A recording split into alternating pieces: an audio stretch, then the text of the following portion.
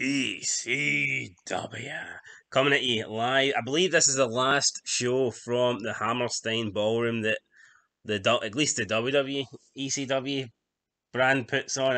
I don't know if there's been some mad fucking ECW 3.0 reunion or something like that, but for now I believe this is the last show that we have in the Hammerstein Ballroom.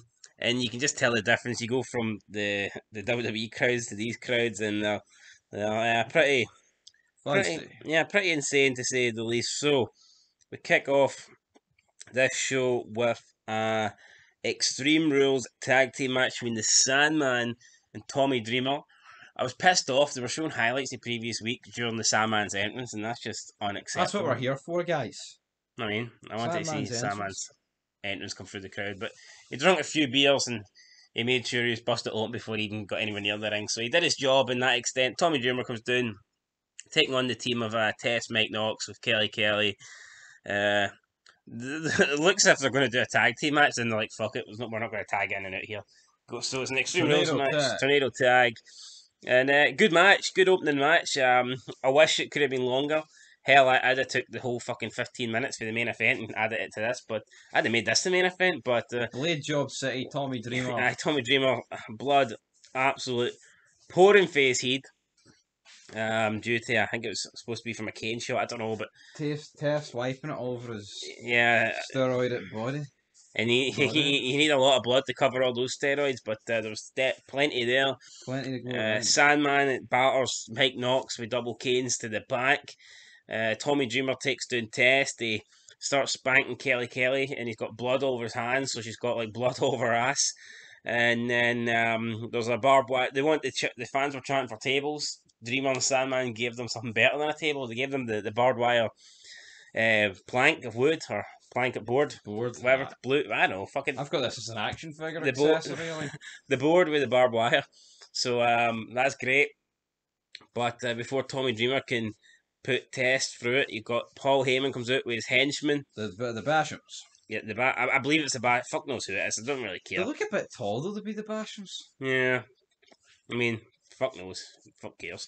Then they put the Bashams with the word of Paul Heyman slam Dreamer into the barbed wire board, but they didn't really do a good job. Then they left, so Tess is like fuck it, and he lifts Tommy Dreamer up and absolutely smashes him through it and breaks it in half. And good Dreamer sitting here like screaming. I know, pure blood all over the board, blood all over the ring, blood all over Tess, blood all over Kelly's ass cheeks. The Sandman, don't know, fucking probably backstage popping pills and beers at this stage. Batista's in Tessa's locker room eating all his steroids, so Tess knows he has to put this one away quickly and get back and protect his gear. So he lifts up Dreamer, nails him with that mad F5 neck breaker, RKO F5 type maneuver. That's what I just said, right? There's no need to repeat what I just said. Well, I wasn't going to say that, but since you've had to kind of go with what you said, so then Tess wins, and good match. Would have been better if it was longer, and I mean it would have been better if Sandman and Mike Knox just didn't disappear, kind of like halfway through it. But here is what it is. They go to the back, and that's the opening match, and Tommy's left blooded. And 5 stars. It was a good match. I'll give this 5 stars over any shite in Japan, that's for sure. And I mean, this is what you needed, right, to get the crowd off hot. Considering what you're going to do to them later on tonight, this is definitely necessary. Perhaps I'd have put Dreamer and Sandman over, but I guess with Paul Heyman coming out and screwing Dreamer makes sense. Would it personally? I think this should be in the main event. Yeah. I don't give a fuck if the ECW title's on the line. You knew that they were going to be. This show is weird. I'm assuming RVD was advertised for this show as the champion, because even at the main event they're all chanting for RVD before Batista even comes out. But anyway, up next we have. It's weird. It's almost as if it was like pre-taped before suspension or something. Yeah, well, but think about it, like this, since this was a special show in the Hammerstein Ballroom, it was probably, like you said, it's probably been announced for a while. Yeah. This has probably been announced since ECW One Night Stand. So, anyway, up next we have... Backstage, Sabu shows up. So, yeah, Heyman's walking back and everyone's turning their back on him. He's not too happy. Sabu is that not right? But is that not a bit retarded? Because all these things backstage, I'm not saying all of them, but most of them are all like junkies and murderers and extreme they don't really icons, care. and like they're kind of just turning their back like shite bags. Yeah, why not turn around and batter? Well, He's a Nidsale. fat fucking I mean, walrus. He Nidsale. doesn't pay any's. Look what happened to little Guido in that last week. He didn't even say shit. Imagine if he did say something. So anyway, then it's Sabu and Heyman says, "Look, you're not getting your match with Big Show tonight, next week, next month, or any month. You're not getting your title shot." But hey, we'll give it the Undertaker, Kane, Ric Flair, and Batista. And Makes no sense. Paul Heyman points at the fact that Sabu's body's all fucked and scarred, which it is. Because of you. I know Heyman's so scared. I know Heyman's like really afraid to put Sabu in a match with Big Show, but he's accepting all these challenges from different brands. I know. Why not just say no to Batista? Why not say no to Kane, Taker, Flair? Fucking do us a favour. Know what I mean? Aye. So then he leaves. Then we get CM Punk backstage. He's like in some underground tunnel or I don't know. I want to play a game. CM Punk's going to play games because he's debuting next. Comes out, gets a good reaction. Crowd's actually loving CM Punk here, so it's weird how they can love him, but fucking pure hate on the main event. Well, it's not weird, like, but No, like I said, I mean, I didn't say when we were watching it, but see, they give Kurt Angle respect as well. So I mean, you're saying they wouldn't respect Taker. I think they would. I don't know if they'd respect Taker versus Big Show. That's what I'm saying. Yeah, like I think if they put Punk against Big Show, they'd probably boo the shit out of that, but maybe not as much. Like, Oh, nowhere near would they? It would only have been a Big Show that won. well, would Big Show Punk have been good? Well, it would have been better than what we got. That was fucking true. Anyway, Punk and Credible, a decent match to be fair. Credible actually was a lot booked. Incredible.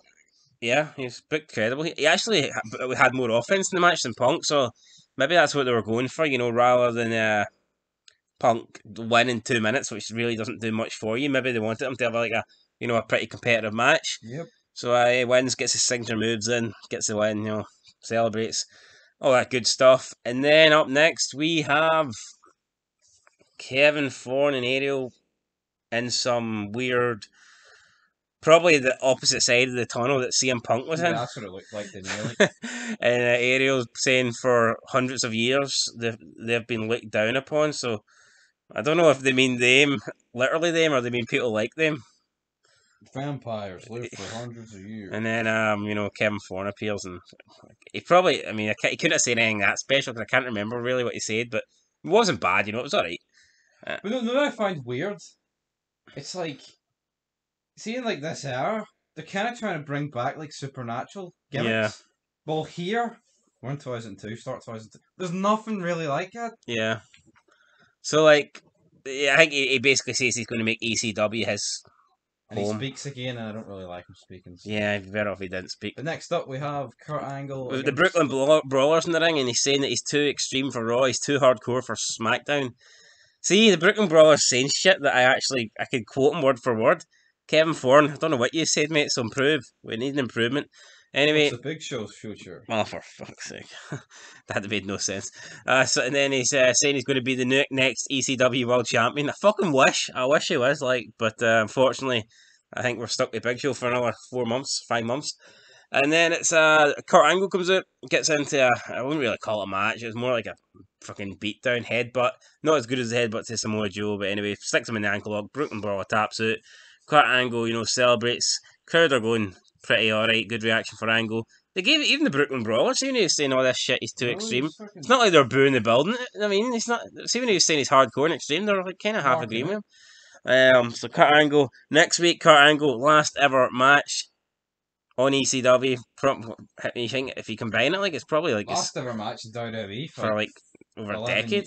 Years. So tune in to see that one because we'll be tuning in. So, when he takes on the homicidal, suicidal, death-defying Sabu. But anyway, Kurt Angle celebrates, and then we move on to the main event. Big Show versus Batista. Big Show comes out.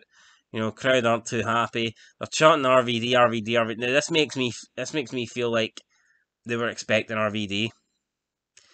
And then what makes me think more is the fact they weren't doing the piss on it. It was the fact when Batista comes out, it was like silence, and then it was booze. Yeah, so I mean,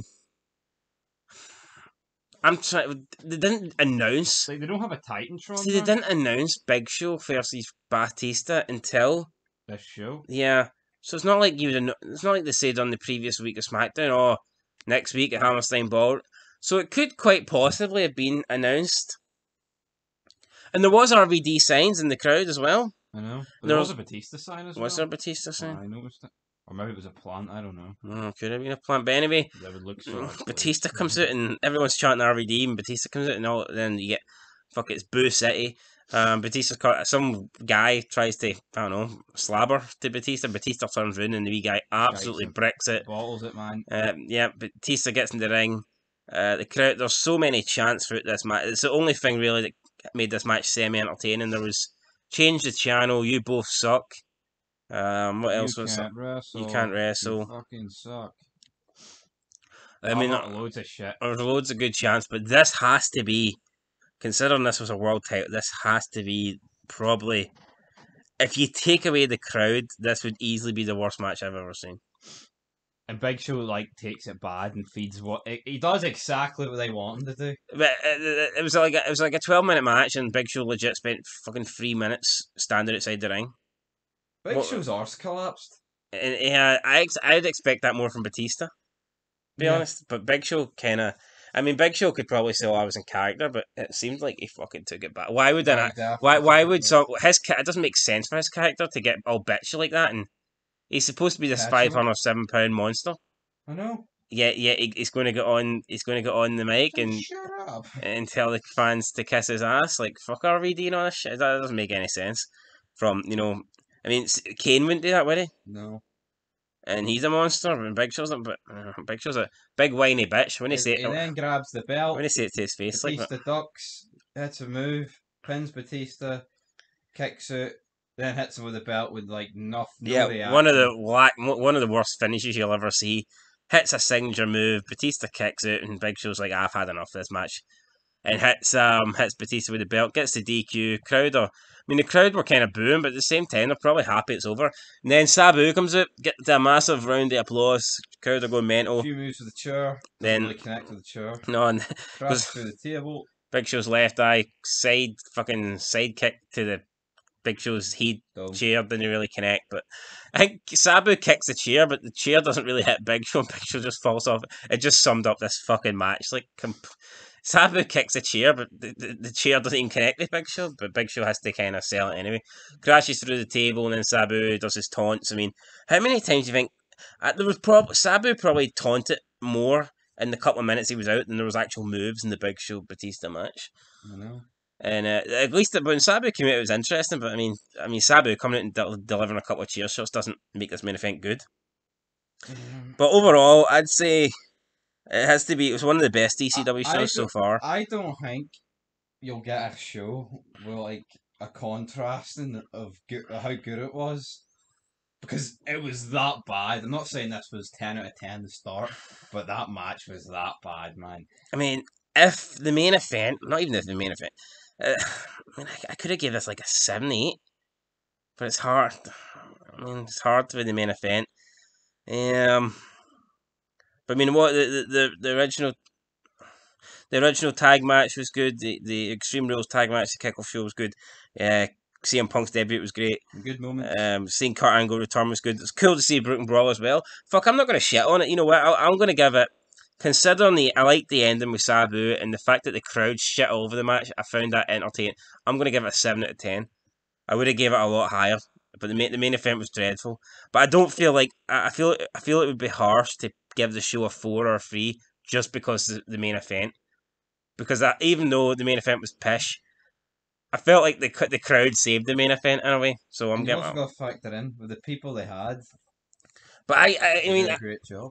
You consider this as an hour show, but there is continuation. You've got Dreamer feuding with Heyman, you've got Sandman with Knox, and then Heyman coming out and costing Dreamer, putting him through. That was a good spot. I'm not going to lie. The first match was great, and it does continue. And then Sabu, obviously, Heyman's trying to keep Sabu away from the Big Show, and then Sabu. This is good. People say that this ECW reunion thing, Rebirth, was a failure. Better than anything. I tell you what, it wasn't. It could have been better, absolutely, but everything can be better. But was it an absolute failure? Definitely not. I think it was I think this is enjoyable feud. I'll give it a 7, guys, as well. I reckon if you're watching Raw, SmackDown, and ECW in week to week, I reckon there'll be some weeks ECW is the better show. Yep. And with that said, guys, there we go. Getting a 7 out of 10.